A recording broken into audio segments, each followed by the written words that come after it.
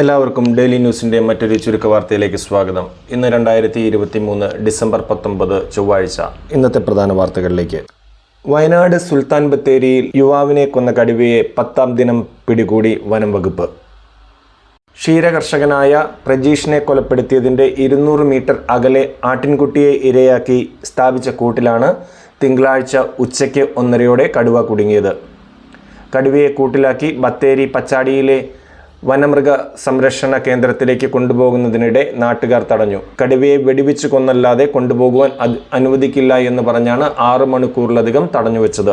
തുടർന്ന് വൈകിട്ട് 6:30 sub collector, ADM, tahsildar എന്നിവർ സ്ഥലത്തെത്തിയെങ്കിലും പ്രതിഷേധം അവസാനിച്ചില്ല. രാത്രിയിൽ സ്ഥലത്ത് തീ കൂട്ടിയും പ്രതിഷേധം തുടർന്നു. കടുവയുടെ ആക്രമണത്തിൽ കൊല്ലപ്പെട്ട പ്രജീഷിൻ്റെ സഹോദരൻ മജീഷിന് അടുത്ത ദിവസം തന്നെ വനം വകുപ്പിൽ താൽക്കാലിക ജോലി നൽകാമെന്നും 50 ലക്ഷം രൂപയുടെ നഷ്ടപരിഹാരത്തിന് ശുപാർശ ചെയ്യാമെന്നും ചർച്ചയിൽ ധാരണയായതിനെ തുടർന്നാണ് നാട്ടുകാർ കടുവയെ ജീവനോടെ കൊണ്ടുപോകാൻ സമ്മതിച്ചത്. ഇതിനെ തുടർന്ന് 8:15 കടുവയെ തൃശൂർ മൃഗശാലയിലേക്ക് കൊണ്ടുപോയി. ലോക്സഭയിലും രാജ്യസഭയിലും MP-മാർക്ക് കൂട്ട സസ്പെൻഷൻ. പാർലമെന്റിൽ കഴിഞ്ഞയാഴ്ച നടന്ന ആക്രമണത്തെക്കുറിച്ച് ആഭ്യന്തരമന്ത്രി അമിത് ഷാ സഭയിൽ പ്രസ്താവന നടത്തണമെന്നാവശ്യപ്പെട്ട് ഇരു സഭകളിലും പ്രതിഷേധിച്ച 78 പ്രതിപക്ഷ MP-മാരെ കൂടി ഇന്നലെ സസ്പെൻഡ് ചെയ്തു. കഴിഞ്ഞയാഴ്ച ഇതേ വിഷയത്തിൽ 14 പേരെ പുറത്താക്കിയിരുന്നു. ഇതിൻ്റെ ഫലമായി 92 MP-മാർക്ക് ഇപ്പോഴത്തെ സമ്മേളനത്തിൽ പങ്കെടുക്കുവാനാകില്ല. ഇന്നലെ പുറത്താക്കിയ 78 MP-മാരിൽ ലോക്സഭയിലെ 3 പേരെയും രാജ്യസഭയിലെ 11 പേരെയും അവകാശ ലംഘന സമിതിയുടെ അന്വേഷണത്തിന് ശേഷം മാത്രമേ തിരിച്ചെടുക്കൂ. ഈ കമ്മിറ്റിക്ക് റിപ്പോർട്ട് സമർപ്പിക്കുവാനുള്ള സമയപരിധി 3 മാസമാണ്. മറ്റുള്ള MP-മാരുടെ സസ്പെൻഷൻ ഈ സമ്മേളന കാലപരിധിയായ ഈ മാസം 22 വരെയാണ്. അവകാശ ലംഘന സമിതിയുടെ റിപ്പോർട്ട് തേടുന്നതിനെ തുടർന്ന് 3 മാസം സസ്പെൻഷനിലായ MP-മാരിൽ JB Mather, Binoy Viswam, P Santhosh Kumar, John Brittas, AA Rahim എന്നിവർ ഉൾപ്പെടുന്നു. കേരള ഗവർണർ ആരിഫ് മുഹമ്മദ് ഖാനും കേരള സർക്കാരും തമ്മിലുള്ള പോര് ഇന്നലെയും അതിരൂക്ഷമായി തുടർന്നു. ഗവർണർ കാലിക്കറ്റ് സർവകലാശാല EMS സെമിനാർ കോംപ്ലക്സിൽ പ്രസംഗിക്കുമ്പോൾ 150 മീറ്റർ അകലെ കരിങ്കൊടിയുമായി മതിൽ ചാടിക്കടക്കാൻ ശ്രമിച്ച SFI പ്രവർത്തകർക്ക് പോലീസ് ലാത്തിപ്രയോഗം നടത്തി. അതേസമയം നാടാകെ തനിക്കെതിരെ ഭരണപക്ഷ യുവജന സംഘടനകളായ DYFIയും SFIയും പ്രതിഷേധം നടത്തുമ്പോൾ കോഴിക്കോട് നഗരമധ്യത്തിലെ മിഠായി തെരുവിൽ അപ്രതീക്ഷിത സന്ദർശനം നടത്തി ഗവർണർ.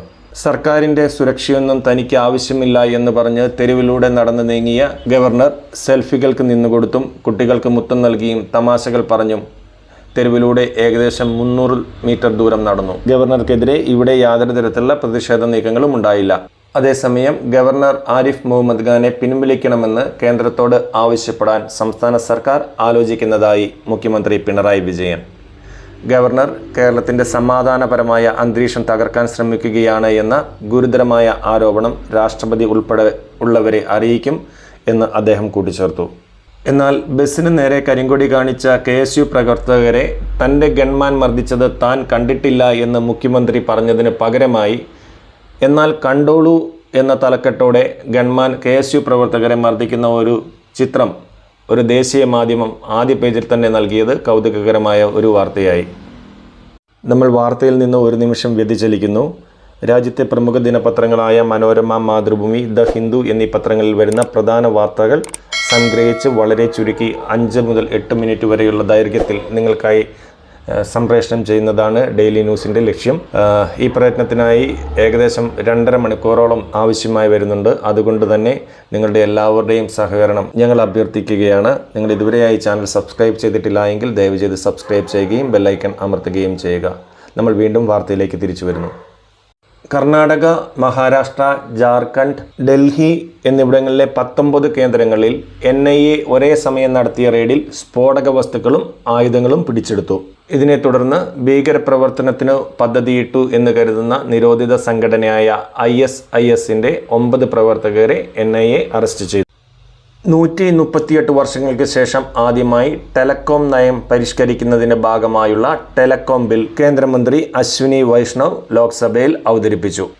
ഈ ബില്ല് നിയമമാകുന്നതോടെ 1885 ടെലഗ്രാഫ് നിയമം, ഇന്ത്യൻ വയർലെസ് ടെലഗ്രാഫി നിയമം, 1950 ടെലിഗ്രാഫി വയേഴ്സ് നിയമം എന്നിവ പിൻവലിക്കും. സമൂലമായ മാറ്റങ്ങളാണ് ഈ ബില്ലിൽ നിർദ്ദേശിച്ചിട്ടുള്ളത്. അനുവദനീയമായ എണ്ണത്തിലധികം സിം കാർഡുകൾ ഉപയോഗിച്ചാൽ 50,000 മുതൽ 2 ലക്ഷം രൂപ വരെ പിഴ ഈടാക്കുവാൻ ഈ ബില്ലിൽ വ്യവസ്ഥയുണ്ട്. രാജ്യസുരക്ഷയ്ക്ക് വെല്ലുവിളിയുണ്ടാകുന്ന സാഹചര്യങ്ങളിൽ നിശ്ചിത വ്യക്തികളുടെ സന്ദേശങ്ങൾ, മെസ്സേജുകൾ, കോളുകൾ, നിശ്ചിത വിഷയത്തിലേക്കുള്ള മെസ്സേജുകൾ എന്നിവയുടെ കൈമാറ്റം നിരീക്ഷിക്കുവാനും വിലക്കുവാനും സർക്കാരിന് ടെലികോം കമ്പനികൾക്ക് നിർദ്ദേശം നൽകാവുന്നതാണ്. വാട്സാപ്പ്, ഇമെയിൽ പോലെയുള്ള ഇൻ്റർനെറ്റ് സേവനങ്ങളും ആവശ്യമെങ്കിൽ ബില്ലിൻ്റെ പരിധിയിൽ കൊണ്ടുവരാവുന്ന തരത്തിലാണ് നിയമം ഇതിൽ നിർവചിച്ചിരിക്കുന്നത്. ലോക്സഭാ തെരഞ്ഞെടുപ്പിൽ സീറ്റ് വിഭജന ചർച്ചയ്ക്കായി പ്രതിപക്ഷ കക്ഷികളുടെ സംഘടനയായ ഇന്ത്യ ബ്ലോക്ക് 4ാം യോഗം ചൊവ്വാഴ്ച വൈകിട്ട് 3-ന് ഡൽഹിയിൽ ചേരും. കോൺഗ്രസ് അധ്യക്ഷൻ മല്ലികാർജുൻ ഖാർഗെ, തൃണമൂൽ കോൺഗ്രസ് നേതാവ് മമതാ ബാനർജി, JDU നേതാവ് നിതീഷ് കുമാർ, ആം ആദ്മി പാർട്ടി നേതാവ് അരവിന്ദ് കെജ്രിവാൾ തുടങ്ങിയവർ സമ്മേളനത്തിൽ പങ്കെടുക്കും. ഡിസംബർ 31-നകം പൊതു സ്ഥാനാർത്ഥികളെ നിർത്താവുന്ന മണ്ഡലങ്ങളിൽ സീറ്റ് വിഭജനം ഉറപ്പാക്കുക എന്നതാണ് പ്രധാനമായ ലക്ഷ്യം. ഡൽഹിയിലെ വിവാദമായ മദ്യനയവുമായി ബന്ധപ്പെട്ട് എൻഫോഴ്സ്മെന്റ് ഡയറക്ടറേറ്റ് ഡൽഹി മുഖ്യമന്ത്രി അരവിന്ദ് കെജ്രിവാളെ ചോദ്യം ചെയ്യുവാൻ വീണ്ടും സമൻസ് അയച്ചു.